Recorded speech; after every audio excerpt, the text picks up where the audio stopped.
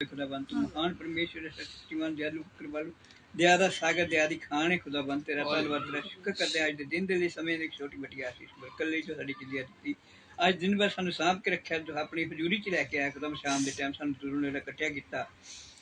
अज दा वचन तेरे चों सताया है मन्ना हो जिस भाई ने देना उन तेरा आत्मा साडे नाल गलबात करे जिस बच्चे दे राही साडे नाल गलबात करे बच्चे दे बड़ी आशीष बरकत रखना खुदाबंद तेरा धन्नवाद तेरा शुक्र करते हैं खुदाबंद गहरे गहरे भेद खोलना जब बच्चा तेरा बोले ते ओ भी तेरा आत्मा साडे नाल गलबात करे कृपा करी दया करी आई होई मंडली जिन्ने भाई बहन जगह ते आए ने बड़ी आशीष बरकत देना दया करना रहम करना बचन सुनने वाले ने भी बड़ी आशीष बरकत देना सुनाने वाले ने भी बड़ी आशीष बरकत देना कृपा करना दया करना मेरे ते भी दया करना करो मैं पापी गुनहगार निकम्मा नकारा कमजोर इंसान है खुदा तू मेरे ते बड़ी दया करी हर एक लोड़ जरूरत मेरी अपने स्वर्गीय खजाने च पूरी करी सारे दी प्रभु जी उसमें जिन्ने भाई आए ने दया करी रहम करी दुआ सुनी कबूल करी मंगदे प्रभु यीशु मसीह दे नाम आमीन। Thank you Jesus. Hallelujah hallelujah hallelujah hallelujah.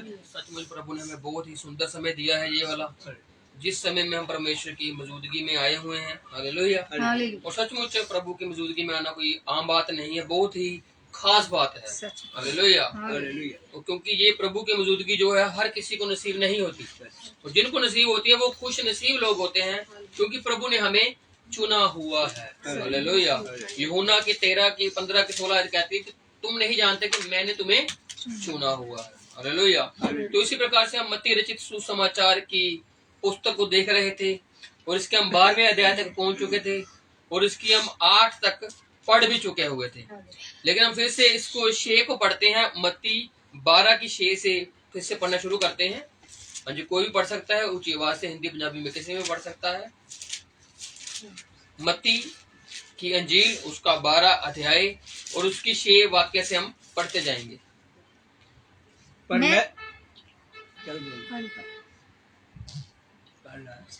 मैं ਤੁਹਾਨੂੰ ਕਹਿੰਦਾ ਹਾਂ हाँ जी ਕਿ जो ਇੱਥੇ है हाँ जी ਉਹ ਮੰਦਰ ਤੋਂ भी ਵੱਡਾ है। जो यहाँ पर है वो मंदिर से भी बड़ा है। हालेलुया। और हम इस चीज को पढ़ रहे थे पिछली बार, इसका शीर्षक था कि शब्द का प्रभु। और प्रभु उनको शब्द के विषय में तो नहीं बताता, लेकिन उस मंदिर के जो कार्य होते हैं उसके विषय में बताता है कि तुम नहीं जानते कि दाऊद ने मंदिर में जाके क्या किया। तुम नहीं जानते कि जो याजक लोग होते हैं वो मंदिर में शब्द को तोड़ने पर भी निर्दोष ही रहते हैं और इन्होंने तो कुछ खाया है और तुम इन निर्दोष पर दोष कैसे लगा रहे हो। प्रभु यहाँ पर बात करता है और प्रभु बात करते करते आगे जाके कहता है कि तुमको नहीं मालूम जो यहाँ पर खड़ा हुआ है ये मंदिर से भी बड़ा है, याजकों से भी बड़ा है, उस दाऊद से भी बड़ा है। और आज मैं तुमसे कहता हूँ तुम मंदिर करते हो, यरूशलेम करते हो, मैं उससे भी बड़ा हूँ कहीं। हालेलुया। आज हमें उस परमेश्वर को जानना है कि वो जो परमेश्वर है वो कितना बड़ा है। हमने उसको अपनी सीमाओं में ही बांध के रखा है, वो इतना ही परमेश्वर नहीं, वो बहुत बड़ा परमेश्वर है। हालेलुया। जो उसको यहाँ तक सीमित रखते हैं उनके लिए वो आयत होती है कि मैं मंदिर से भी बड़ा हूँ। जो उसको सिर्फ अपने घर तक सीमित रखते हैं, प्रभु कहता है तुम्हारे घर से भी कई गुना बड़ा हूँ। हालेलुया। हम परमेश्वर को कहीं किसी जगह पर बांध के नहीं रख सकते। उसने अगर अपनी सीमाओं को लांघ कर हमारे पास आया है तो उसका मर्जी है वो कहीं पर भी जाकर अपने प्रचार को बांट सकता है क्योंकि वो बड़ा पराक्रमी परमेश्वर है। उसी प्रकार से उसने कहा कि मैं मंदिर से भी बड़ा हूँ, जिसके विषय में तुम आज सुन रहे हो। आज जी हिंदी में पढ़ते हैं, थोड़ा सा पढ़िए आगे। और यदि तुम इसका अर्थ जानते, प्रभु अब क्या कह रहा है, अगर तुम इसका अर्थ जानते मैं दया से प्रसन्न होता। मैं कहाँ से प्रसन्न होता हूँ? दया से। पर आगे बलिदान से नहीं। बलिदान तो मुझे चाहिए ही नहीं। हालेलुया। हम प्रभु को बलिदान देते हैं कितने ढेर सारे, लेकिन प्रभु कहता है मैं जो को इसकी चाहत है ही नहीं। मुझको चाहत किस बात की है? दया की। अब जो बाले तोड़ के खा रहे थे प्रभु के चेले शब्द के दिन, प्रभु को अच्छा लगा, प्रभु दया कर रहा है उनके ऊपर। लेकिन जो दयाहीन लोग थे, जो नहीं चाहते थे कि ऐसा कार्य हो शब्द के दिन, कोई खाए बस आराम करे, तो प्रभु कहता है कि मैं तुमको बताता हूँ कि मैं दया से प्रसन्न होता हूँ, ना के बलिदानों से। तुम मंदिर में बलिदान चाहते हो लेकिन मैं उससे खुश नहीं होता, मैं खुश होता हूँ दया करने से। हाँ जी। तो तुम निर्दोष को दोषी ना ठहराते। अगर तुमको अर्थ मालूम होता कि मुझे दया पसंद है तो तुम फिर निर्दोषों को दोषी नहीं ठहराते। पुत्र का मनुष्य का पुत्र जो शब्द के दिन का भी परमेश्वर है। हालेलुया। प्रभु अपने आप को कह रहा है कि हम भी मनुष्य के पुत्र हैं। प्रभु भी है मनुष्य का पुत्र और हम भी हैं। वो खास मनुष्य का पुत्र है और हम आम है। कहने का मतलब अगर किसी खास चीज के आगे दा लगता है, इंग्लिश में THE दा लगता है किसी खास जगह को बताने के लिए। जैसे किसी कंट्री का नाम बताना हो तो उसके आगे दा लगता है, क्योंकि वो खास चीज महत्व रखती है। उसी प्रकार से हम ए मतलब ए सन ऑफ मैन, हम मनुष्य के पुत्र हैं जो हम आम रीति से ही चलते हैं, माता पिता के गर्भ से आते हैं। उसी प्रकार से प्रभु खास है, वो भी द सन ऑफ मैन ही है, लेकिन वो खास है। मनुष्य के पुत्र हम भी हैं, लेकिन हम प्रभु की वजह से खास बने हैं, नहीं तो हम आम ही थे। हम भी मनुष्य के पुत्र ही हैं, आज भी हम मनुष्य के पुत्र ही हैं, लेकिन प्रभु के आने के वसीले से हम खास बन गए। इसलिए प्रभु कहता है मनुष्य का पुत्र तो सबद के दिन का भी प्रभु है। वो सबद कर रहे थे, लेकिन प्रभु कहता है मैं तुमको बताता हूँ कि सबद का प्रभु है कौन। तो प्रभु ने कहा मैं हूँ सबद का प्रभु। हाँ जी, आगे। सूखे हाथ वाले मनुष्य को चंगा करना। अब प्रभु वहां से आगे बढ़ते हैं तो वहां पर एक सूखे हाथ वाला मनुष्य है, लेकिन दिन कौन सा चल रहा है? बोलिए बोलिए, सुन रहे हैं आप? सबत का। हाँ, सूखे मनुष्य आ गया हाथ। अब उसको किस चीज की जरूरत है? चंगाई चाहिए उसको, भलाई चाहिए उसको। अब उसको सबद से कोई मतलब नहीं है कि सबद है तो आराम करना है मैंने। अब उसको ये मतलब नहीं है कि मैं मंदिर में बैठा रहूं, अब उसको चाहिए चंगाई। तो चंगाई देने के लिए प्रभु वहां पर आ चुका है। लेकिन वहां पर कुछ लोग हैं जिनको उसकी चंगाई नहीं दिखी, लेकिन क्या दिखा? सबद का दिन है, और सबद के दिन व्यवस्था कहते कोई काम नहीं करना। अब आज आगे पढ़ते हैं। वहां से चलकर वह हाँ जी उनके नाल आराधनालयों में आया। अब यीशु मसीह जब वहां से आगे निकला है तो वहां कहाँ पहुंचा? आराधनालयों में, उनके मंदिरों में। जो उनके मंदिर होते हैं ना, जगह जगह पर मंदिर होते हैं, जैसे आज भी हैं और तब भी थे। और तब परमेश्वर क्या करता था? उनके आराधनालयों में घूम रहा है। हाँ जी। वहाँ एक मनुष्य था, वहाँ एक मनुष्य था जिसका हाथ सूखा हुआ था, जिसको बीमारी थी, जिसके हाथ एक सूखा हुआ था, काम नहीं करता था, लेकिन एक हाथ काम करता था, दूसरा हाथ काम नहीं करता था। उन्हें यीशु पर हाँ जी। दोष लगाने के लिए उससे पूछा। तो यीशु नहीं चाहता कुछ करना, लेकिन उन्होंने यीशु पर दोष लगाने के लिए यीशु से पूछा, क्या सबत के दिन चंगा करना उचित है? हालेलुया। देखो, अगर वो देख रहा है कि सबत के दिन कितनी क्या बातें करके आया, वहाँ पे मंदिर के विषय में करके आया, दाऊद के विषय में करके आया, अब कहता है मैं सबत का भी प्रभु हूँ। अब हम पूछते हैं कि सबत का जो प्रभु है उससे पूछते हैं कि सबत के दिन किसी को चंगा करना अच्छी बात है कि बुरी बात है, लेकिन वो भूल अर्थ ही नहीं जानते ना। प्रभु ने क्या कहा? अगर तुम इसका अर्थ जानते, लेकिन वो अर्थ नहीं जानते थे। इसीलिए तो बार बार प्रभु के आगे क्वेश्चन लेकर आ रहे हैं, सवाल लेकर आ रहे हैं। आज अगर हम परमेश्वर को जानते तो हमारे सारे सवाल क्लियर होते, ना क्लियर होके भी क्लियर होते, कारण कि हमारे पास यीशु काफी है।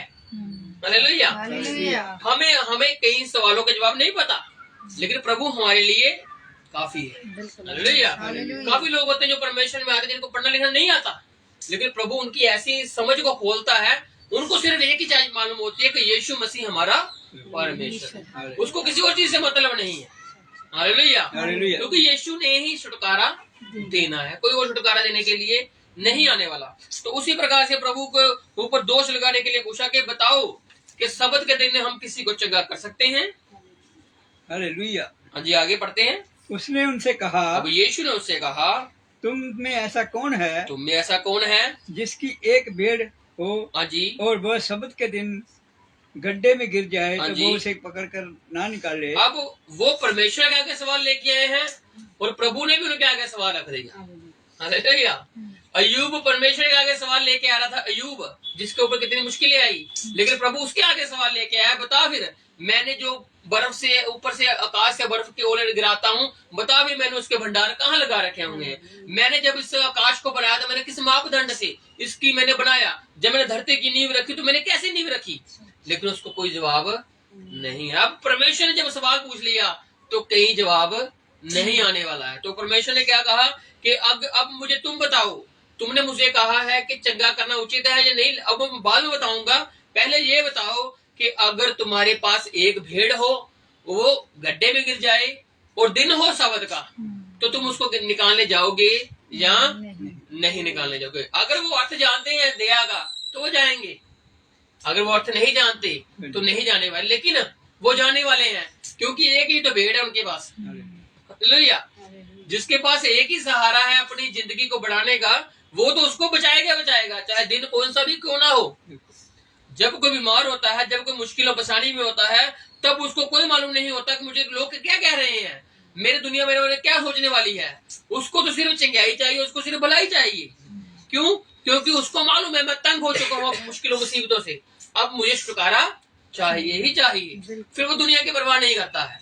लेकिन जब तक वो दुनिया की परवाह करता रहता है, तब तक वो परमेश्वर के पास नहीं जा सकता है। तो इसलिए परमेश्वर ने कहा अब तुम मुझे बताओ कि तुम ऐसा करोगे या नहीं करोगे। हाँ जी। भला मनुष्य का मूल भेड़ से कितना बढ़कर है। मनुष्य का फिर उन्होंने हाँ बोला ना, समझ रहे हो। जब उन्होंने हाँ बोल दिया तो प्रभु ने कहा अगर भेड़ इतनी मूल्यवान है तो फिर मनुष्य कितना मूल्यवान हो सकता है। इसलिए शब्द के दिन बड़ाई करना उचित है। इसलिए हालेलुया, तुम्हारी हाँ के वसीले से ही मैं कह रहा हूँ, क्योंकि तुमने ही कहा है कि शब्द के दिन अपनी भेड़ को बचा सकते हैं, क्योंकि वो हमारी भेड़ है, वो हमारी एक ही भेड़ है। तो अगर तुम उस भेड़ को बचा सकते हो तो इंसान कितना मूल्य रखता है, इंसान कितना हक रखता है अपनी चंगाई लेने का। तो इसलिए प्रभु ने कहा कि हाँ उचित है। हालेलुया। प्रभु सीधा भी कह सकता उचित है, लेकिन उनसे पहले वो प्रभु ने हाँ ली कि तुम ऐसा करते हो शब्द के दिन, तो वो तो भेड़ है, लेकिन मैं तो मनुष्य को चंगा करना उचित मानता हूँ। हाँ जी। तब उसने मनुष्य कहा अपना हाथ बढ़ा। फिर प्रभु चंगाई देने वाला है, क्योंकि प्रभु ने बता दिया कि उचित है चंगा करना, उचित है दया करनी अच्छी बात है। हालेलुया। दिन कोई सा भी क्यों ना हो, लेकिन चंगाई करनी अच्छी बात है, भलाई करनी अच्छी बात है। दिनों के हिसाब से भलाई नहीं होती, प्रभु की दया के वसीले से भलाई होती है। हालेलुया। तो इसलिए प्रभु ने क्या कहा, हाँ उस मनुष्य को कहा हाथ बढ़ा। हाँ जी। उसने बढ़ाया और फिर दूसरे हाथ की इस तरफ अच्छा हो गया। फिर वो क्या होगा, दूसरे हाथ की तरह अच्छा, जैसे उसका एक हाथ अच्छा था और दूसरा सूखा हुआ था, काम नहीं कर रहा था, वैसे जैसे दूसरा हाथ अच्छा था उसी प्रकार से वो सूखा हाथ भी अच्छा हो गया। तब फरीसियों ने हाँ जी बाहर जाकर हाँ जी उसके विरोध में समिति की उसे किस प्रकार नष्ट करें। अब कोई बात उनके आड़े नहीं आ पा रही कि हम परमेश्वर को कैसे फंसाएं। ये तो हर बात में निकल रहा है, ये तो हर बात में हमें बताकर हमसे बातचीत करके निकली जा रहा है। कारण क्या है, वो परमेश्वर है। हालेलुया।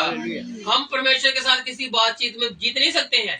हम जितनी मर्जी मुश्किलें परमेश्वर का रखते हैं, प्रभु तू जानता प्रभु का मैं जानता हूँ, लेकिन तुझे फिर भी सर्वाइव करना पड़ेगा।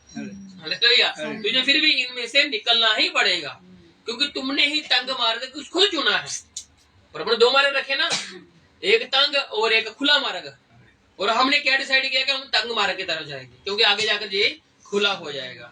अगर खुले मार्ग की तरफ जाएंगे तो आगे जाकर ये तंग होने वाला है। प्रभु ने आशीष और शराब हमारे आगे रखे, तुम क्या चुनते हो। लेकिन प्रभु ने क्या कहा, मैं तुमको सलाह देता हूँ कि तुम आशीष को चुन लो। हालेलुया। इसी प्रकार से फैसला हमारा है, हमने किसके पीछे चलना है। तो अगर हम चल पड़े हैं तो ये रास्ता बहुत कठिन होने वाला है, लेकिन विश्वास कीजिए जे आपको मरने के बाद भी जब एक चीज का एंड हो जाता है ना, खत्म, लेकिन प्रभु उसके बाद ही तो बताता है अभी तो जीवन है। हालेलुया। इंसान सोचते हैं कि वो मर जाते हैं, आग में चले जाते हैं, दफन हो जाते हैं, कहानी खत्म नहीं, उसके बाद ही तो असली कहानी उनकी शुरू होती है। क्योंकि प्रभु ने कहा मरने के बाद भी मैं तुम्हें जीवन कर दूंगा। हालेलुया। जहाँ इंसानों को लगता है खत्म, प्रभु कहता है यहाँ से तो मैंने इनको जीवित करना है जो मेरे में सो चुके हैं। हालेलुया। उसी प्रकार से उसने क्या किया कि अब वो जो फरीसी हैं वो सोच रहे हैं कि हम किस प्रकार इसके ऊपर दोष और आरोपण लगाए, क्योंकि ये किसी बात में फंस नहीं रहा है। हाँ जी। परमेश्वर का चुना हुआ सेवक ये जानकर यीशु ने, हाँ जी, यीशु वहाँ से चला गया और बहुत लोग उसके पीछे हो लिए। अब ये चीज को सुनकर परमेश्वर के पीछे काफी लोग चल पड़े और उसने सबको चंगा किया, एक को ही नहीं किया। हालेलुया। जब लोगों ने देखा कि सबको चंगाई मिल रही है, लेकिन ये याजक हमें नहीं दे रहे चंगाई, ये सदूकी फरीसी जो मंदिर के याजक हैं ये हमें चंगाई नहीं दे पा रहे, तो फिर वो किसके पीछे गए, जो चंगा किया उसने। तो सब लोग उसके फिर पीछे हो लिए, क्यों, चंगा होने के लिए। फिर परमेश्वर ने वापस मोड़ दिया, क्या शब्द है मैंने एक ही चंगा करना है, नहीं। प्रभु ने कहा आओ जितने बीमार, जितने रोगी, जितने दुखी हैं, सब मेरे पास आओ, मैं तुमको चंगाई दूंगा, मैं तुमको भलाई दूंगा। जी। और उन्हें चिताया, हाँ जी, कि मुझे प्रकट ना करना। लेकिन प्रभु उनसे क्या कहता था, मुझे अभी प्रकट मत करना, क्योंकि मेरा अभी समय नहीं है। एक समय आएगा जब मैं सब पर खुद ब खुद प्रकट हो जाऊंगा, लेकिन अब भी फिलहाल की घड़ी तुम मुझे प्रकट मत करना, ताकि जो वचन यशाया नबी के द्वारा कहा गया था हाँ जी, वह पूरा हुआ। क्यों क्यों कहा गया? क्योंकि यशाया ने कुछ भविष्यवाणी की थी परमेश्वर के लिए। देखो हाँ जी, ये मेरा सेवक है। यशाया ने क्या कहा था इस परमेश्वर के विषय में कि देखो ये है मेरा सेवक जिसे मैंने चुना है, जिसे मैंने चुना है, मेरा प्रिय और मेरा मन प्रसन्न है। मेरा क्या है? ये मन प्रसन्न प्रिय है और साथ में क्या है? ये मेरा मन प्रसन्न। मन पसंद है मेरे दिल को। हालेलुया। हालेलुया। जैसे जब परमेश्वर प्रभु यीशु मसीह ने बपतिस्मा लिया तो बपतिस्मा का वक्त क्या हुआ था कि ये मेरा प्रिय पुत्र है। हालेलुया। उसी प्रकार से यहाँ पर भी वही चीजें लिखी हुई हैं कि ये मेरा सेवक है जिसे मैंने चुना है, मेरा प्रिय जिससे मेरा मन प्रसन्न है। मैं अपना आत्मा उस पर डालूंगा। किस पर डालूंगा? प्रभु यीशु मसीह के ऊपर। हालेलुया। और पिछली बार हमने क्या देखा था कि यीशु मसीह क्या कहते हैं कि पिता को किसी ने नहीं देखा, केवल पुत्र जानता है। पुत्र को किसी ने नहीं देखा, केवल पिता जानता है। अब वो कहता है पिता ने सारा अधिकार मुझे दे दिया है। अब यीशु मसीह क्या कहता है फिर आगे जाकर? पुत्र क्या, पिता क्या कहता है कि जिसने प्रभु को जान लिया उसने मुझे जान लिया। हालेलुया। उसी प्रकार से कि वो कह रहे मैं अपना आत्मा उसके ऊपर उड़ेलूंगा। हम मत्ती की किताब पढ़ रहे हैं, मत्ती की सबसे पहली किताब 12 अध्याय और उसके हम 18 तक पहुंच चुके हुए हैं। हाँ जी। और वह अन्य जातियों को न्याय का समाचार सुनाएगा। ये क्या करेगा? जिसके ऊपर मैं अपना आत्मा उड़ेलूंगा, जो मेरा प्रिय है, जो मेरा प्रसन्न बेटा है और जिसके ऊपर मैंने अपने आत्मा को उड़ेला हुआ है, ये क्या करेगा? अन्य जातियों में मेरा प्रचार को फैलाएगा। हालेलुया। आज क्या हो रहा है? हम कौन से हैं? हम अन्य जातीय हैं, हम गैर कौम में, हम जेंटाइल्स हैं और प्रभु ने अपने पवित्र आत्मा को हमारे ऊपर उड़ेला हुआ है। हालेलुया। नहीं तो हम क्या थे? हम कुछ नहीं थे, लेकिन प्रभु के आने से हम बहुत कुछ हो गए। प्रभु के आने से पहले हम सिर्फ मनुष्य के पुत्र ही थे, सिंपल मनुष्य के पुत्र, माता के गर्भ से आए और जीवन जी रहे हैं। लेकिन प्रभु यीशु मसीह के आने के वसीले से उसका टाइटल हमारे साथ जुड़ गया है। हालेलुया। वो खास मनुष्य का पुत्र है जिसके साथ हम भी खास बन चुके हैं, क्योंकि उसने हमें अधिकार में रख लिया हुआ है। अब हम अधिकार से बाहर नहीं है, बल्कि प्रभु ने कहा है अब तुम अधिकारी हो। हाँ जी। वह ना झगड़ा करेगा। ये यीशु मसीह की बात चल रही है। हालेलुया। वो अन्य जाति में अपने प्रचार को फैलाएगा और साथ में क्या करेगा? वो झगड़ा तो करेगा ही नहीं। हाँ जी। ना धूम मचाएगा। ना धूम मचाएगा, मतलब वो हल्ला गुल्ला भी नहीं करेगा और ना बाजारों में कोई उसका शब्द सुनेगा। और कोई बाजारों में उसका शब्द सुनेगा ही नहीं। सब उसको तिरस्कार से देखेंगे, क्योंकि अगर कोई इंसान झगड़ा करता है तो उसकी बातें होती हैं, और वो हल्ला गुल्ला करता है उसकी बातें होती हैं कि यार वो इंसान कैसा है, वो इंसान का ना एक इंसान की बातचीत चलती है। लेकिन प्रभु की कोई बातचीत ही नहीं है, क्योंकि वो इन चीजों से दूर है, उसको कोई वास्ता ही नहीं है। उसका वास्ता किससे है? गरीबों से। उसका वास्ता किससे है? कोड़ियों से, लगड़ों से, बीमारों से, लाचारों से, और उसी में उसका यश फैल रहा है। हालेलुया। और वो यीशु के पीछे चल रहे हैं। वो बाजारों में जाकर बता नहीं रहे, वो यीशु के पीछे चल रहे हैं और कहीं कहीं अपने लोगों को जाकर बता रहे हैं कि हमें चंगाई कैसे मिली। हाँ जी। वह कुचले हुए हाँ जी सरकंडे को ना तोड़ेगा। वो गरीबों को नहीं दिलवाता रहेगा। उसका काम है सिर्फ प्रचार करना और अच्छा प्रचार करना और भलाई का प्रचार करना। वो किसी को ऐसे नहीं फंसाने वाला, वो सरकंडों को नहीं कुचलने वाला और धुआं देती हुई बत्ती को ना बुझाएगा। वो कोई ऐसा काम करेगा ही नहीं जिससे लोगों में फूट पड़े, जिसमें लोगों में कोई एक दूसरे में गिरावट बढ़े। वो एक अच्छा सिधाई वाला एक नमूना बन के चलता रहेगा। जब तक वह न्याय को प्रबल ना कराए, जब तक वो न्याय को प्रबल ना करा दे, तब तक वो अपने काम को सिधाई से करता ही रहेगा। ना झगड़ा करेगा, ना धूम मचाएगा, वो किसी के साथ बदसलूकी नहीं करेगा, गाली के बदले गाली नहीं देगा, मारने के बदले मारेगा नहीं, क्योंकि ऐसा यीशु मसीह के साथ हुआ। उसने किसी को कुछ नहीं किया। आखिर तक वो लोगों से कह रहा है कि परमेश्वर तुम्हें माफ करे, क्योंकि तुम नहीं जानते कि तुम क्या। लेकिन जब तक उन्होंने जाना तो उन्होंने घुटनों को टेका अपने को, लेकिन उस वक्त समय निकल चुका था। लेकिन एक समय आया 50 दिन के बाद, जब 35 उसका दिन था, तब वो मन को फिरा सकते थे। लेकिन 3000 लोगों ने तब मन को फिराया। हालेलुया। आज 3000 गिनती तक सहमत नहीं है। आज गिनती बहुत बढ़ चुकी है और उस गिनती में आज हम भी आ चुके हैं। जी। और अन्य जातियों उसके नाम पर आशा रखेगी। हम क्या करेंगे उसके नाम पर? आशा रखेगी। आशा रखेंगे, क्योंकि हम उसी के नाम पर निर्भर हैं। आमीन। जब तक उसका नाम हमारे पास नहीं था, हम अंधेरी वादियों में चल रहे थे। यशाया कहता है हम अंधकार की वादियों में चल रहे थे जब तक हमारे ऊपर ज्योति नहीं चमकी। जब ज्योति चमकी तो हाँ, तब हमें मालूम लगा कि हमारा असली पिता है कौन। और फिर हमें मालूम लगा कि वो प्रभु यीशु मसीह है, जिसने हमारे लिए अपनी जान को दिया है। आज उसकी जान के देने के वसीले से, उसके जिंदा उठने के वसीले से हम बच चुके हैं। नहीं तो हम मौत से डरते बहुत थे, आज हम मौत से नहीं डरते। कारण यही है कि जिसने मौत को जीत लिया, आज हम उसके अनुयायी हैं, आज हम उसके चेले हैं। अगर उसने मौत को हरा दिया तो मौत का हमारे ऊपर कोई अधिकार नहीं। हम गुलामी में नहीं जी रहे, हम तो प्रभु यीशु मसीह की आजादी में जी रहे हैं, जो उसने हमें अपनी आजादी को दे दिया। अन्य जाति उसके नाम पर आशा लगाए रखेंगी। आज अन्य जाति आशा लगाए हुए हैं। हाँ जी। तब लोग एक अंधे गूंगे को, जिसमें दुष्ट आत्मा थी, इसका शीर्षक है यीशु और बालजुबाल। बालजुबाल जो है वो शैतान को कहा गया है। बालजुबाल, उनका नाम उन्होंने बालजुबाल रखा है। लेकिन अगर इसको हम उत्पत्ति में देखो तो ये सर्प था, और जब इसको प्रकाशित वाक्य में देखोगे तो ये अजगर बन चुका है। और इसको इसी नामों तक सीमित नहीं है जी, इसके आगे आगे जाते जाते बहुत नाम चेंज होते हैं। अब इसका नाम क्या आ गया? बालजुबाल। और हम इसको अपनी भाषा में कई बार शैतान भी कहते हैं, और इसको जो मुस्लिम लोग हैं वो इसको इब्लीस कहते हैं। क्यों? क्योंकि इसने नामों को चेंज करके लोगों को भरमा रखा हुआ है। इसकी आत्मा एक काम करती है लोगों में। और यहाँ पर कहेगा यीशु और बालजुबाल, यीशु और शैतान की तुलना चल रही है आपस में। हाँ जी। जब लोग, हाँ जी, तब लोग एक अंधे गूंगे को, जिसमें दुष्ट आत्मा थी। ये अंधा गूंगा नहीं था, सिर्फ इसमें दुष्ट आत्मा थी जो इसको अंधा और गूंगा करके रखी हुई थी। हाँ जी। उसके पास लाए और उसने उसे अच्छा किया। यीशु मसीह ने क्या किया? उसे अच्छा कैसे किया? वो दुष्ट आत्मा निकली है तभी तो अच्छा हुआ है। वो कुछ बातें नहीं लिखी इसमें, लेकिन वो हुई है।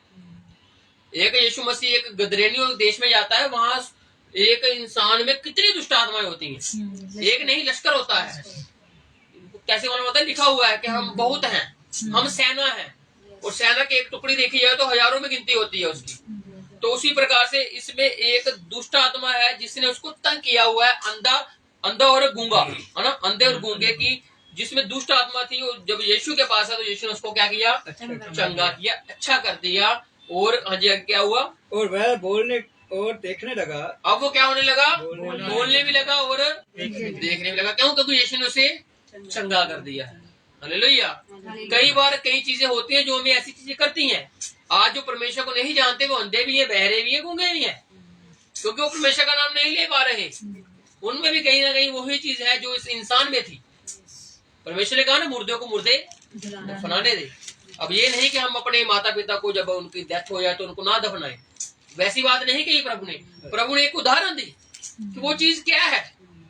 तुम अगर मेरे पीछे चले हो तो मैं तुम्हारा सहायक हूँ।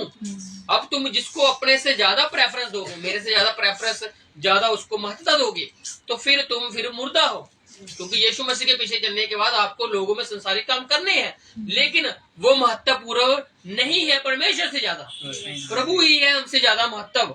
किसी भी इंसान से, किसी भी माता पिता से वो महत्व है। उसके बाद माता पिता आते हैं, उसके बाद भाई बहन आते हैं, क्योंकि प्रभु ने भी ये करके दिखाया। प्रभु के माता पिता थे, भाई बहन थे, लेकिन प्रभु ने उनको क्या कहा कि वो बाहर है ना तो बाहर ही रहेंगे, वो जो सामने बैठे हैं वो है मेरे भाई बहन। हालेलुया। इसलिए प्रभु ने हमारे साथ एक रिश्ता कायम किया, भाई बहन का, माता पिता का। जो रिश्ते संसारिक है वो निकल जाएंगे, छूट जाएंगे।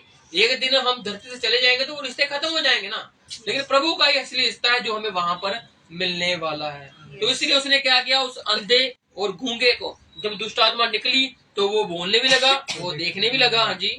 इस पर सब लोग चकित होकर कहने लगे, लोग कहने लगे, ये क्या दाऊद की संतान है? ये क्या दाऊद की संतान है? हालेलुया। वो संतान तो दाऊद की ही था। हालेलुया। लेकिन लोग उसको कुछ और ही मानते थे। लोग उसको व्यभिचार की संतान कहते थे, क्योंकि यीशु का जब पिता से उसका संबंध नहीं बना माता से, लेकिन माता कैसे गर्भवती हुई थी? पवित्र आत्मा के संबंध से। और उसके पेट में क्या था? पवित्र आत्मा था। और वो ही बढ़ता गया और वो ही जन्म लेकर आया, क्योंकि प्रभु ने कोई अलग से आविष्कार नहीं कर दिया, कोई धरती पर आकर नहीं, वो उस संसार की रीति पर ही धरती पर आता है, लेकिन संसार की रीति के अनुसार मरता नहीं है, वो मर के जी उठता है। संसार की रीति क्या है? आए, मर गए, लेकिन जीवित नहीं है। लेकिन प्रभु जब आया तो वो संसार की रीति के अनुसार आया, जहाँ पर रहता, खाता पीता, लोगों के साथ जाता, लोगों के साथ मौज मस्ती करता था प्रभु भी, क्योंकि प्रभु भी एक देखना चाहता था कि इंसान का दिल है क्या। जैसे आज हमारा दिल है ना, कितना कुछ करता था, प्रभु का भी दिल ऐसा ही था। तो उसने काफी कुछ धरती पर रहकर किया, लेकिन जब वो आखिरी जो सीन है कलवरी वाला, वो आज इंसान नहीं कर सकता। जो प्रभु के साथ कलवरी वाला सीन हुआ, जो यरूशलेम से लेकर उस गलगत्ता पहाड़ पर जाना था, वो सारी स्टोरी आज इंसान कोई नहीं कर सकता। वो प्रभु ने ही करके बताया। वो मौत क्रूस की वो प्रभु ने ही लेकर बताई, और वो जिंदा उठना प्रभु ने ही करके बताया। तो इसी प्रकार से लिखा है कि लोग उसको ये देखकर कि ये काम कर रहा है बड़े बड़े, अब दुष्ट आत्मा निकली है, तो उन्होंने कहा क्या ये दाऊद की संतान नहीं है? हाँ जी। परंतु फरीसियों ने ये सुनकर कहा ये तो दुष्ट आत्मा को सरदार बाजूवाल, हाँ जी, बाजूवाल की सहायता के बिना दुष्ट आत्मा को नहीं निकाल। अब जो वहां पर कौन लोग थे? फरीसी लोग थे। फरीसी लोग थे, और फरीसी लोगों ने क्या कहा? अब इसको थोड़ा सा ध्यान से समझना आप। देखने में तो ये सिंपल वचन है, लेकिन इसमें गहराई है। अब क्या कहा फरीसियों ने? क्या कहा कि इसने ये जो काम किया है, दुष्ट आत्मा निकली है ना, अब ये निकली कैसे है? दुष्ट आत्माओं के सरदार के वसीले से निकली है, जिसका नाम बालजुबाल है। उसका इसने नाम लिया है, बोला तो नहीं, लेकिन दिल में लिया है, और इसने उसको चंगा किया है। अब सोचने वाली बात ये है, अब परमेश्वर आगे जाके बताता भी है, अगर शैतान ही शैतान को निकाल रहा है तो फिर उसका राज्य कैसा बना रहेगा? समझ रहे हो? अगर किसी इंसान में दुष्ट आत्मा है तो उसको दुष्ट आत्मा ही निकाले, तो फिर उसका राज्य कैसे बना रहेगा? अब प्रभु आगे जाकर उसकी पूरी एग्जाम्पल देता है, क्योंकि जो फरीसी थे ना, उनके बेटे भी निकालते थे, उनके बेटे भी लोगों को चंगा करते थे। अब फिर परमेश्वर पूछता है कि अगर मैं और वैसे कर रहा हूं तो तुम्हारे बेटे फिर किस नाम से करते हैं? फिर वो शैतान के पास से कर रहे हैं। फिर उनको जवाब, क्योंकि पिछले फरीसियों ने क्या कहा था, जब यीशु मसीह ने उनसे पूछा था तो उन्होंने क्या कहा कि हम अब किस रीति से इस पर दोष लगाएं, क्योंकि ये फंस नहीं रहा है, ये हमको निकले ही आ रहा है आगे आगे। तो अब ये हैरान है, ये अचंभे में है कि अब हम किस प्रकार इस प्रभु को, इस यीशु मसीह को पकड़वाएं कि ये अब फंस जाए। लेकिन अब यहाँ पर उन्होंने एक तरीका निकाल दिया प्रभु को बताकर कि ये जो तूने काम किया है ये बाल जुबाल की मदद से किया है। अब प्रभु की बात सुनना आ गया। जी। उसने उनसे कहा, उसने उनसे मन की बात जानकर उनसे कहा जिस किसी राज्य में फूट होती है, हाँ जी, वह उजड़ जाता है। जिस किसी राज्य में फूट हो तो वो क्या होगा? उजड़ जाएगा। आज हम देखते हैं अखबारों में बड़े बड़े इश्तिहार के समाधान हमारे पास है, समाधान हमारे पास है। वो क्या हो रहा है? लोगों के घरों को जाड़ रहे हैं वो, और कुछ नहीं कर रहे, इधर से उधर, उधर से इधर, यही काम चल रहा है उनका। वो अपने ही उनके लोग हैं, उनको इधर उधर से निकाल के, एक निकालते 10 डाल देते हैं कि बंदा हमारे से निकले ना। क्यों? ग्राहक है ना, कस्टमर है। अब एक कस्टमर मुश्किल से आया है तो वो थोड़ी चाहेगा कि अब हम इसको छोड़ दें, उसमें से निकाल के किसी और में, ऐसे वो चक्कर को लगाते हैं। वो इल्म के वसीले से ये काम करते, क्योंकि वो संसार के लोग हैं, और संसार में ये चीजें फैली बहुत हुई हैं, है ना। पढ़ते भी हम कितना लोग समाधान, इस चीज का समाधान, इस चीज का समाधान है। लेकिन यहाँ पर जो समाधान है प्रभु यीशु मसीह के पास, ये नहीं है किसी इंसान के घर को बिगाड़ना, ये नहीं है कि यहाँ से निकाल कर वहां भेज देना। उसका काम है कि तू जहां से है वहां जा, और क़यामत के दिन तक वापस नहीं आ सकती है। दुष्ट आत्मा की बात है। तो अब जब यीशु मसीह ने ये कहा कि अगर किसी राज्य में ही फूट हो, अब प्रभु ने प्रभु के राज्य की बात की है कि अगर मैं अपने राज्य में से ही कुछ निकालूंगा तो मेरे में फूट होगी। अगर अब तुमने क्या कहा कि मैंने बाल जुबाल की मदद से ये काम किया है, अगर हम तुम इस चीज को मानते हो बाल जुबाल की मदद से किया है, तो फिर उसके राज्य में फूट है जो अपने लोगों को निकाली जा रहा है। समझ रहे हो? लेकिन ऐसा नहीं है। आज आगे, और कोई नगर, हाँ जी, या घराना, हाँ जी, जिसमें फूट होती है, हाँ जी, बना ना रहेगा। अगर किसी परिवार में 5 मेंबर और 5 की नहीं बन रही तो वो बना रहेगा? नहीं बना रहेगा। सीधी सी बात है ना। इसीलिए ये प्रभु परिवार को जोड़ता है। वो अलग बात है, तो वो कहता है मैं तलवार चलाने आया हूँ। वो तलवार इसलिए चलाने आता है कि लोग मुझसे लोगों को दूर ना कर ले, इसीलिए वो लोगों को प्रेम में बना के रखता है। लेकिन प्रभु का मतलब है कि प्रभु सब लोग प्रेम में रहो। प्रभु प्रेम की उदाहरण क्यों देता है? क्योंकि वो खुद प्रेम है। तो अगर किसी घर में प्रेम नहीं होगा तो वो उजड़ जाएगा, कुछ दिनों में, कुछ सालों में, जहाँ आखिर जाते जाते उजड़ सकता है। क्यों? क्योंकि उनमें आपस में फूट है। क्योंकि यहाँ पर भी लिखा है कि जिस राज्य में फूट होगी वो बना नहीं रहेगा, जिस नगर या घर में फूट होगी तो वो भी नहीं बना रहेगा। हाँ जी। और यदि शैतान ही शैतान को निकाल ले, अगर शैतान ही शैतान को निकाल रहा है तो वो अपना विरोधी आप ही हो गया। फिर वो क्या है? अपना विरोधी खुद बन गया वो। समझ रहे बात को? प्रभु कह रहा है अगर शैतान ही शैतान को निकाल रहा है, अगर तुम कहते हो मैंने शैतान की मदद से निकाला है, तो फिर वो खुद का विरोधी है? नहीं, वो खुद का विरोधी हो ही नहीं सकता। वो तो इधर उधर से करके लोगों में फूट डाल रहा है बस। लेकिन प्रभु कहता है कि मैं वैसा नहीं कर रहा, क्योंकि मैं तो लोगों को जोड़ रहा हूँ, मैं तो लोगों में प्रेम बांट रहा हूँ। और तुम मेरी तुलना किससे कर रहे हो? बाल-जुबाल से, शैतान से कर रहे हो, शैतान के पिता से कर रहे हो। तो प्रभु ने क्या कहा कि अगर शैतान ही शैतान को निकाल रहा है तो फिर वो आपस में क्या हुए? विरोधी हुए, दुश्मन हुए अपने आप के। लेकिन अपने आप का कोई दुश्मन नहीं होता है। हाँ जी। फिर उसका राज्य कैसे बना रहेगा? फिर उसका राज्य कैसा बना रहेगा? उसको राज्य को बनाने के लिए क्या करना पड़ेगा? लोगों में दुष्ट आत्मा डाली रखने की। वो निकालेगा थोड़ी।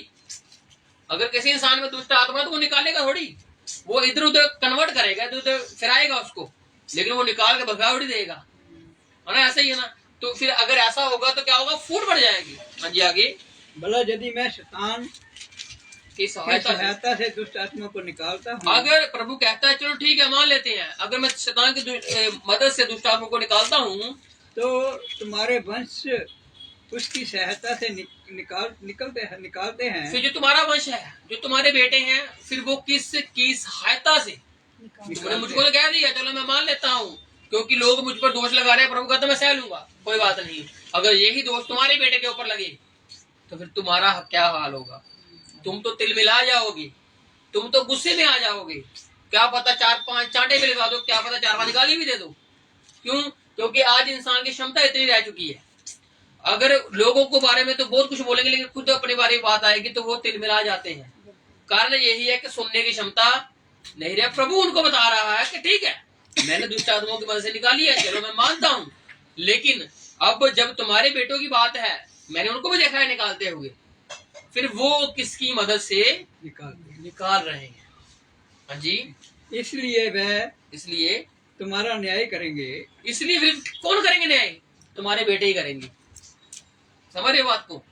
यीशु मसीह कह रहा है तुम मेरे पे तो दोष लगा रहे हो, तुम अपने बेटों के ऊपर भी दोष लगा रहे हो जो दुष्ट आत्माओं को निकालते हैं। अब तुमने मुझको तो कह दिया, अब लेकिन तुम्हारे बेटे ही तुम्हारा न्याय करने वाले हैं कि पिताजी बताओ फिर हम किसकी मदद से निकाल रहे हैं? कि हम भी शैतान की मदद से निकाल रहे हैं? नहीं, हम उसे यहोवा राफा, उसे यहोवा यरी की मदद से निकाल रहे हैं। हालेलुया। लोग किसके नाम से निकाल रहे हैं? ये इम्पोर्टेंट है। समझ रहे हो? यीशु मसीह के नाम से निकाल रहे हो तो आप फिर यीशु के राज्य को बढ़ा रहे हो, क्योंकि वो दुष्ट आत्मा भटकने नहीं वाली, वो वहीं पर जाएगी जहां उसको जाना है। अगर कोई और नाम है, कोई इल्म है, कोई और प्रकार का जादू टूना है, तो फिर आप यीशु मसीह के नाम से निकाल रहे हो। लेकिन यीशु मसीह का राज्य बना रहता है, क्योंकि उसके राज्य में फूट नहीं है। इसलिए परमेश्वर कहता है कि तुम्हारा न्याय फिर तुम्हारा वंश ही करने वाला है। पर यदि मैं परमेश्वर के आत्मा की सहायता से हाँ जी दुष्ट आत्मा को निकालता हूँ, अगर परमेश्वर कहता है कि पर यदि मैं परमेश्वर की सहायता से, आत्मा की सहायता से दुष्ट आत्मा को निकालता हूँ, तो परमेश्वर का राज तुम्हारे पास आ पहुँचा। फिर क्या हो गया है? परमेश्वर का राज्य ही तुम्हारे पास आ पहुँचा है। हालेलुया। आज हम जानते हैं कि परमेश्वर का राज्य हमारे पास आ पहुँचा है। हम परमेश्वर प्रभु यीशु मसीह पर आरोप नहीं लगाते कि वो दुष्ट आत्मा की मदद से निकालता है। हम तो ये कहते हैं कि दुष्ट आत्मा उसके नाम से डरती और कांपती है। हालेलुया। और वो लोगों को जोड़ता है, लोगों को प्रेम रखता है, लोगों को मेल मिलाप पे रखता है। कौन? प्रभु यीशु मसीह। क्यों? क्योंकि उसका राज्य ही आ पहुंचा है। और उसके राज्य में फूट नहीं है, उसके घर में फूट नहीं है। उसने तो अपने घर में वो लोग लेके जाने हैं जो नम्रता पूर्वक परमेश्वर के भवन में आते हैं और लोगों के साथ दया भावना करते हैं और लोगों के साथ प्रेम रखते हैं, क्योंकि प्रभु ने उन्हीं लोगों को चुना हुआ है। हालेलुया। हाँ जी, आगे। या कैसे कोई मनुष्य हाँ जी किसी बलवंत के घर में घुसकर उसका माल लूट सकता है? प्रभु क्या कह रहा है कि परमेश्वर का राज्य आ पहुंचा है। अब परमेश्वर एक और उदाहरण दे रहा है।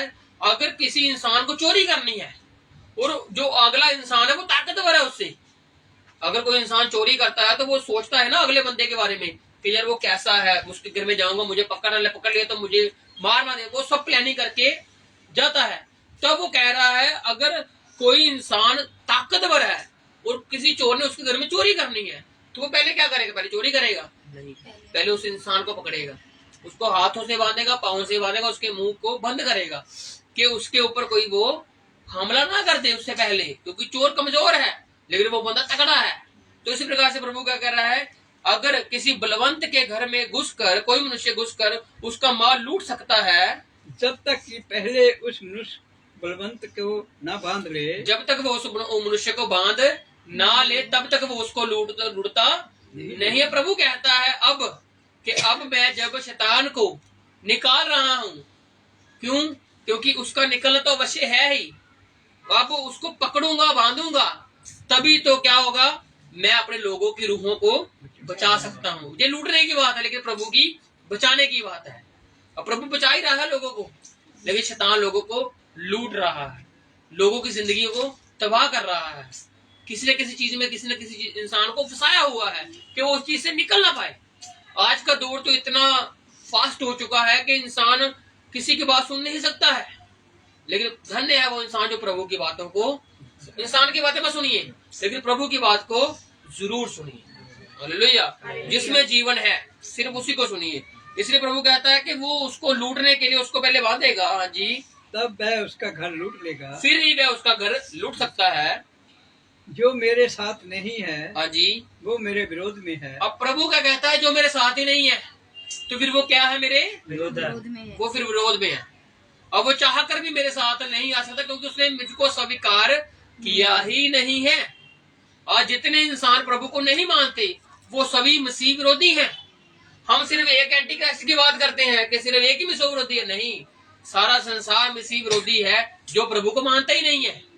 प्रभु ने खुद ही कह दिया कि जो मुझे नहीं मानता फिर वो क्या है, मेरा विरोधी है, वो विरोध में है। फिर मैं जितना मर्जी अच्छा कर लूं वो विरोध ही करेगा। बुरा तो करने पर वो विरोध तो करेगा लेकिन अच्छा करने पर वो विरोध करता है। लेकिन धन्य हो प्रभु जिसने कोई बुरा किया ही नहीं, उसके ऊपर कोई दोष निकाल ही नहीं सकता है तो उसने ये बुरा करके दे दिया, उसने तो सब अच्छा ही किया। हाँ जी, और जो मेरे साथ नहीं बटोरता, जो मेरे साथ नहीं बटोरता वो बिखेरता है। फिर वो क्या करता है, दो ही काम है, जब जहाँ तो आप इकट्ठा कर सकते हो, जहाँ तो आप खिला सकते हो, मतलब के उजाड़ सकते हो। अब जो प्रभु कहता है जो मेरे साथ है, हालेलुया, अब हम प्रभु के साथ हैं और प्रभु हमारे साथ है। प्रभु ने कहा ना, जो हल के ऊपर हाथ रख के पीछे देखेगा वो मेरे योग्य नहीं है। और साथ में प्रभु ने क्या कहा, जब तुमने मेरे नाम का बपतिस्मा लिया तुमने क्या किया, मुझको पहन लिया। अब हम मसीह को पहने हुए हैं, अब मसीह हमारे साथ है। अगर हम इकट्ठा नहीं करेंगे तो फिर हम क्या करेंगे, दूसरा काम खिलारेंगे, बखेरेंगे। समझ रहे ना बात को, दो ही काम होंगे, या तो आप लोगों को इकट्ठा करोगे या तो लोगों को बखेर दोगे, जाओ निकलो मुझे पसंद नहीं है।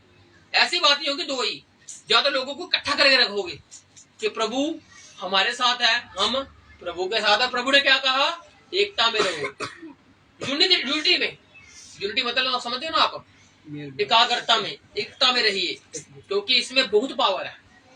अगर आप अकेले अकेले रहोगे तो उसमें कोई पावर नहीं, आपकी जो शक्ति है वो कम हो जाएगी। वैसे एक परिवार का मेंबर का जो 5 मेंबर काम करते हैं तो कितनी शक्ति बढ़ जाती है, और जब एक ही करता है तो सारा बोझ एक पर ही रहता है। इसलिए हमने इन चीजों को सीखना है कि हमने परमेश्वर के साथ बटोरना है, ना कि खलेरना है। हाँ जी, इसलिए मैं तुमसे कहता हूँ, इसलिए प्रभु कहता है, मैं कहता हूँ कि मनुष्य का सब प्रकार का पाप, हाँ जी, और निंदा, हाँ जी, क्षमा की जाएगी। सब क्षमा कर दिया जाएगा, सब क्षमा कर दिया। अगर इंसानों के खिलाफ भी बोलते हो ना आप, वो भी क्षमा कर दिया जाएगा, क्योंकि आगे बात वही है कि जो मनुष्य के पुत्र के खिलाफ भी बोलोगे तो वो भी क्षमा कर दिया जाएगा। हाँ जी, आज आगे, परंतु पवित्र आत्मा की निंदा क्षमा ना की जाएगी। लेकिन किसकी निंदा नहीं क्षमा की जाएगी, पवित्र पवित्र आत्मा की, मतलब प्रभु यीशु मसीह की खुद की।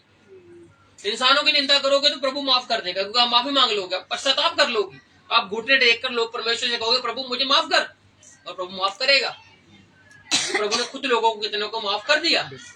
तो लेकिन जब आप प्रभु के ही खिलाफ हो जाओगे फिर आप किससे अर्जी लगाओगे, अपनी किससे दरखास्त रखोगे कि मुझे क्षमा कर, क्योंकि क्षमा करने वाले को ही आपने नाराज कर दिया। समझ रहे हो, इसलिए आपकी सारी क्षमा हो जाएगी, जितना क्या लिखा है ऊपर। इसलिए मैं तुमसे कहता हूँ, मनुष्य का सब प्रकार का पाप और निंदा जो जो उसने किया सब माफ किया जा सकता है, अगर वो सुधर जाए तो। अगर उसी में लगा रहेगा फिर क्षमा हो जाएगी, है ना। वो सब क्षमा हो जाएगा, लेकिन पवित्र आत्मा की निंदा क्षमा, प्रभु के खिलाफ कुछ बोलोगे तो वो क्षमा नहीं होने वाला, वो सब नोट होता है। हाँ जी। जो कोई मनुष्य के पुत्र के विरोध में है, हाँ जी। कोई बात कहेगा, हाँ जी, तो वह उसका अपराध, उसका ये अपराध क्षमा किया जाएगा। बात है मनुष्य के पुत्र की। हम पहले से बात कर रहे थे कि मनुष्य का पुत्र, हम भी मनुष्य के पुत्र ही हैं। हम इंसान से जन्मे हैं ना, तो मनुष्य के पुत्र हैं हम। लेकिन प्रभु भी मनुष्य का पुत्र ही था, बोले तो वो खास था। हम नॉर्मल है, हम आम है। जो प्रभु कर सकता है वो हम नहीं कर सकते, लेकिन उसके कुछ अंश हमारे बीच में आएंगे जब प्रभु हमारे बीच में आएगा। कुछ कुछ अंश तो हमारे पिता के हमारे बीच में होंगे ना, ये थोड़ी हम निकम्मे ही निकल जाएंगे। कुछ कुछ गुण तो हमारे बीच में होते ही अपने माता पिता के, उसी प्रकार से प्रभु के कुछ गुण भी हमारे बीच दरमियान में है। तो प्रभु ने कहा मनुष्य के पुत्र के विरोध में, मतलब कि आज आपके विरोध में कोई इंसान बात करता है तो वो क्षमा की जाएगी, लेकिन परंतु जो कोई पवित्र आत्मा के विरोध में कुछ कहेगा, लेकिन प्रभु के खिलाफ कोई बात सुनी नहीं जाने वाली है, क्योंकि आपने उस न्यायी को ही दोषी ठहरा दिया जिसने आपकी क्षमा प्राप्ति करनी थी। अब क्षमा करने वाले के ऊपर दोष लगेगा तो वो कैसे आपको क्षमा कर सकता है। जी, उसका अपराध ना तो इस लोक में, ना तो इस लोक में और ना परलोक में क्षमा किया जाएगा। फिर वो कहीं पे भी क्षमा नहीं करने वाला। यहाँ पर इस लोक में, संसार में तो क्षमा होएगा ही नहीं। तो जब वो मरने के बाद न्याय सिंहासन के सामने आएगा, जब उसका न्याय किया जाएगा कि तुमने कहाँ जाना है, ऊपर स्वर्ग में जहाँ नरक में, तो वहां पर क्या लिखा है कि ना तो उस जगह पर ना तो इस संसार में किसी जगह पर भी उसको क्षमा नहीं किया जाएगा। हाँ जी, आगे पढ़ते हैं। पेड़ और उसका फल, कोई भी पढ़ सकता है हिंदी में। यदि पेड़ को अच्छा कहो, हाँ जी, तो उसके फल को भी अच्छा कहो। अब प्रभु क्या कह रहा है, अगर तुम किसी पेड़ को अच्छा कहते हो तो तुमको फिर उसको फल को भी अच्छा कहना पड़ेगा। या पेड़ को निकम्मा कहो, हाँ तो जी, उसके फल को भी निकम्मा कहो। दोनों को बराबर रखो आप। अगर पेड़ अच्छा है तो उसका फल अच्छा ही होना चाहिए, तो अच्छा कहो। अगर पेड़ निकम्मा है तो उसके फल को भी निकम्मा कहो। हम एक चीज को अच्छा कहते हैं, दूसरी को बुरा कहते हैं। हम इंसान को अच्छा कहते हैं, लेकिन इंसान के जो स्वभाव होता है उसको बुरा कहते हैं, है ना। ये दो बातें हैं। तो इसी प्रभु ने क्या कहा, अगर पेड़ अच्छा है तो उसका फल भी अच्छा है, उसको कहो अच्छा। अगर पेड़ निकम्मा है तो उसके फल को भी कहो फिर निकम्मा। क्योंकि पेड़ अपने फल से ही पहचाना जाता है। क्योंकि पेड़ कहाँ से पहचाना जाएगा, पेड़ से नहीं पहचाना जाएगा, जो उसमें से फल निकलेगा। हालेलुया। जो फल निकलने वाला है वो अच्छा होगा तो अच्छा कहोगे, अगर बुरा होगा तो। लेकिन पेड़ वही है ना, एक ही पेड़ है जो अच्छा फल दे रहा है और एक ही पेड़ है जो बुरा फल दे रहा है। अब पेड़ की पहचान कैसी होगी, उसके फल से, जो उसमें से निकलेगा। क्योंकि प्रभु कहता ना कि भले भंडार से भली वस्तुएं निकलती हैं और बुरे भंडार से बुरी वस्तुएं निकलती हैं। और इसके दरमियान जो हम पेड़ हैं, हमारी पहचान कैसी होती है, हमारी शब्दों से। शब्द ही है ना, जब तक हम कुछ बोलेंगे नहीं ना, तब तक कोई इंसान हमें जज नहीं कर सकता कि हम है क्या, बल्कि हमारी सोच क्या है, तब तक वो कुछ नहीं समझ सकता। लेकिन जब हम बोलेंगे तब हमारे फल बाहर आएंगे, और जब फल बाहर आएंगे तो लोग पहचानेंगे कि ये बुरा है कि अच्छा है। तब वो बुरे पेड़ को बुरा कहेंगे, अच्छे पेड़ को अच्छा कहेंगे। कैसे पहचानेंगे वो, फल के वसीले से, हमारे शब्दों के वसीले से ही इंसान पहचान सकता है हम अच्छा पेड़ है या बुरा पेड़ है। जी, हे सांप के बच्चों, हाँ जी, तुम बुरे होकर कैसे अच्छी बातें कह सकते हो। अब प्रभु को कह रहा है, सदूकी फरीसियों को कह रहा है। जो उस समय के याजक लोग थे ना, वो थे तो बुरे। क्यों? क्योंकि प्रभु उनके मन को जानता था कि वो बुरे हैं, बुरे हैं, बुरे हैं। अब प्रभु को कहता है तुम सांप के बच्चे हो। और ये सांप के बच्चे यूहन्ना बपतिस्मा देने वाले ने भी कहा था, जब वो बपतिस्मा दे रहा था तब लोगों ने बुरा मनाया था कि ये हमें सांप के बच्चे कैसे कह सकता है। आज हम इंसान के बच्चे हैं, और अगर हम कोई जानवर का बच्चा कह दे तो हम कितना बुरा बनाते हैं हम लोग। अब उनकी तुलना किससे कर दी है, सांप से। क्योंकि सांप से क्यों कर रहे हैं, क्योंकि उनका जो पिछोकड़ है ना वो सांप से जुड़ा हुआ है। सांप ने गड़बड़ी कराई हुई है, तभी तो उनको उसी जानवर का नाम दिया जाता है जिसने गड़बड़ी कराई। आज हमारे यहाँ पर किसी और जानवर का नाम लिया जाता है तो हम तब भी गुस्सा कर जाते हैं, क्योंकि हमारा लिंक कहीं ना कहीं जुड़ा हुआ है उन्हीं जानवरों के साथ। हम नहीं जानते, लेकिन जुड़े हुए हैं काफी लिंक। तो इसीलिए हमको जब वो बोला जाता है तो हम गुस्सा कर जाते हैं, यार इसने हमको जानवर कैसे बोल दिया। लेकिन आप किसी इंसान को ना ये मेरा शेर बच्चा है, तो शेर के नाम से खुश हो जाता है वो बच्चा भी, और उसके माता भी, तो वो सुनने वाले भी, वाह भाई शेर कह दिया। अगर उसको गधा कह दो तो वो नाराज हो जाएगा, है ना। जानवर ही है दोनों, गधा भी जानवर है, शेर भी जानवर है, लेकिन किसकी जानवर से वो खुशी हो रहा है। हालेलुया। हम भी कैसे हैं, हम यहूदा शेर बब्बर। हालेलुया। शेर का शेर दहाड़ता है, और शेर एक जंगल का राजा भी होता है, और यीशु मसीह क्या है, जंगल का राजा तो है ही, लेकिन वो स्वर्ग का सबसे बड़ा राजा है। इसीलिए वो यहूदा का शेर बब्बर है, जिसने क्या किया, उस मोहरों को तोड़ा, जिसको तोड़ने का देखने के योग्य भी कोई निकला ही नहीं। तो इसलिए प्रभु ने कहा, तुम सांप के बच्चे हो और तुम बुरे होकर अच्छी बातें कैसे कह सकते हो। कई इंसान बुरे होते हैं लेकिन बातें बहुत अच्छी करते हैं, कई इंसान अच्छे होते हैं लेकिन बातें उनकी बुरी होती है ना। दोनों का ऐसा तालमेल बना हुआ इंसानों का। तो इसी प्रकार से प्रभु कहता है, इस जुबान में जीवन भी है, उसी जुबान में मौत भी है।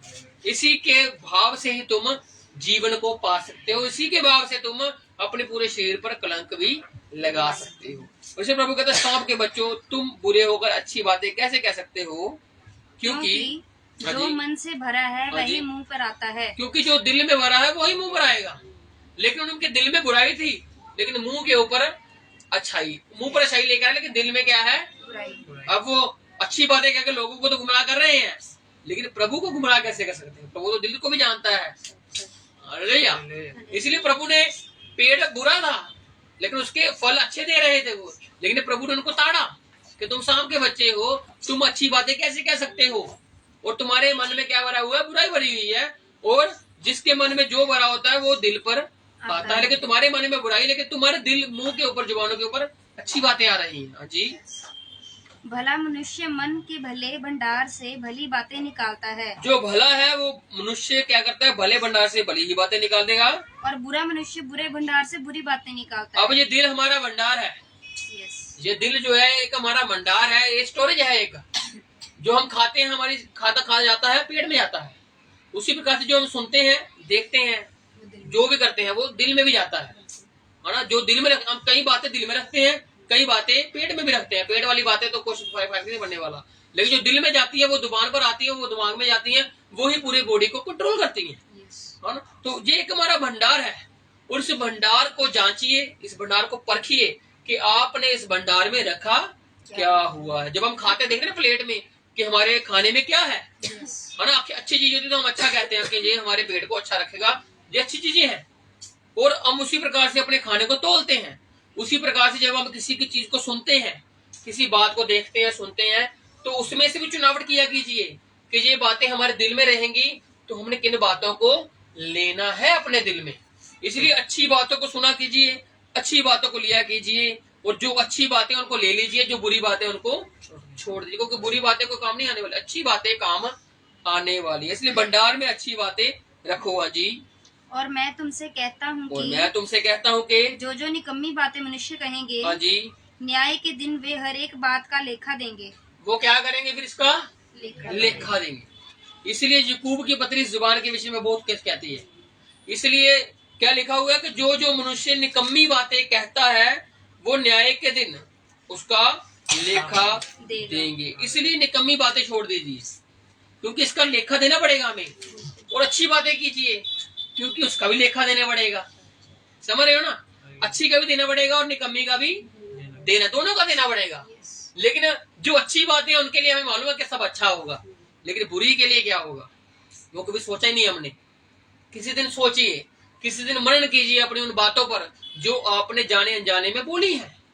किसी के लिए भी बोली होंगी, किसी के लिए भी सोची होंगी, लेकिन वो बातें उनका आपको लेखा देना पड़ेगा। इसलिए प्रभु कहता है ना अपनी उसमें 10 हुक्मों में कि तू मेरा नाम व्यर्थ ना लेना। व्यर्थ नहीं लेना, अगर व्यर्थ लोगे तो उसका लेखा भी देना पड़ेगा। जहाँ पर प्रभु की बात की जरूरत ही नहीं है, वहां पे बात करोगे ना तो आपको उसका भी लेखा देना पड़ेगा। समझ रहे हो ना। अब कई जगह पर हमें प्रभु की बात नहीं करनी पड़ती, लेकिन हम कर देते हैं, और उसका खामियाजा फिर बहुत बुरा भुगतना पड़ता है।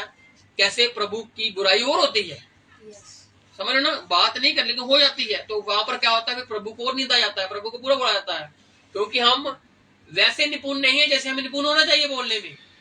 कई बार हम चूक जाते हैं बात करने में, तो इसलिए प्रभु कहता है कि तुम मेरा नाम व्यर्थ मत लेना। हम लोगों के तो नाम व्यर्थ लेते हैं, लेकिन प्रभु का नाम कभी व्यर्थ मत लेना, क्योंकि हमें उसका लेखा देना पड़ेगा। इसलिए प्रभु कहता है जो इंसान बुरी बातें करता है उसको लेखा देना पड़ेगा, क्योंकि तू अपनी बातों के कारण ही निर्दोष और अपनी बातों के कारण ही दोषी ठहराया जाएगा। यही चीज है, हमने दोषी और निर्दोष कैसे बनना है?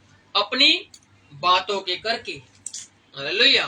अगर आपने अच्छी बातें कही है तो फिर आपको कोई झुठला नहीं सकता है, लेकिन आप ही जानते हो आपने बुरी कही है कि अच्छी कही है, क्योंकि सबसे जो अच्छा इंसान होता है, जो बुरा होता है, उसके अलावा उसको कोई नहीं जानता। हम कई बातें अपनी काफी लोगों से छुपा लेते हैं, है ना। कई बातें हमारी कईयों को नहीं पता, या कईयों की हमको नहीं पता। वो क्या है? वो गुप्त है, हिडन, छुपी हुई है वो। लेकिन प्रभु ही है जो हर एक छुपी बात का न्याय करेगा। हालेलुया। छुप सकती है संसार में हम काफी चीजें छुप छुप के कर सकते हैं, लेकिन प्रभु कहता है कि एक है वो देखने वाला, जो प्रभु स्वर्ग में बैठा हुआ है ना। तो प्रभु कहता है कि क्योंकि तू अपनी ही बातों के कारण क्या होगा? निर्दोषी पाया जाएगा, और अपनी ही बातों के बीच दोषी पाया जाएगा। इसलिए मेरे भाइयों बहनों, हम इस 12 की 37 को यहीं पर छोड़ते हैं, और हम इसकी 12 के 38 को अगले शुक्रवार को देखेंगे, अगर प्रभु ने चाहा तो आज हमने जो सीखा है, प्रभु के इस वचन को साथ लेके जाना है कि हमने भलाई ही करनी है, क्योंकि प्रभु ने कहा अगर तुम इसका अर्थ जानते कि मैं भलाई से खुश होता हूँ ना कि बलिदानों से। तो आज हमने भलाई की ओर चलना है और प्रभु की ओर ताकते रहना है, और इस अगले वचन को हम अगली बार कंटिन्यू रखेंगे प्रभु की इच्छा से। तो आइए आंखों को बंद करते हैं और प्रभु का धन्यवाद करते हैं, प्रभु की मेहनत करते हैं। तारीफ कीजिए, तारीफ कीजिए, तारीफ कीजिए, तारीफ कीजिए। हालेलुया। धन्यवाद तेरा परमेश्वर। खुदाया शुक्र है तेरा, हमें ये दिन दिखाया है। खुदाया शुक्र है तेरा, हमें ये दिन दिखाया है। खुदाया शुक्र है तेरा, हमें ये दिन दिखाया है। खुदाया शुक्र है तेरा, हमें दिन दिखाया है। हम तेरे दर पे आए हैं और अपना सर झुकाया है। तेरे दर पर हम आए हैं और अपना सर झुकाया है। खुदाया शुक्र है तेरा, हमें दिन दिखाया है। खुदाया शुक्र है तेरा, हमें ये दिन दिखाया है। हमें ये दिन दिखाया है। हमें ये दिन दिखाया है।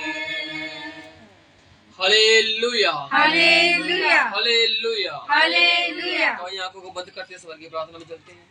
ए हमारे पिता, हे हमारे पिता, तू जो स्वर्ग में है, तू जो स्वर्ग में है, तेरा नाम पवित्र माना जाए, तेरा नाम पवित्र माना जाए, तेरा राज्य आए, तेरा राज्य आए, तेरी इच्छा जैसे स्वर्ग में पूरी होती है, जैसे स्वर्ग में पूरी होती है, वैसे पृथ्वी पर भी हो, वैसे पृथ्वी पर भी हो। हमारे दिन भर की रोटी हमारे दिन भर की रोटी आज हमें दे, आज हमें दे। और जिस प्रकार हमने अपने अपराधियों को क्षमा किया, हमने अपने अपराधियों को क्षमा किया, वैसे ही तू भी हमारे अपराधों को क्षमा कर, हमारे अपराधों को क्षमा कर, और हमें परीक्षा में न ला, और हमें परीक्षा में न ला, परंतु बुराई से बचा, क्योंकि राज्य और पराक्रम और महिमा सदा तेरे ही है। आमीन, आमीन। अब से लेके परमेश्वर का प्रेम, उसकी संगति, उसका फजल बरात हमारे साथ यो ही बना रहे।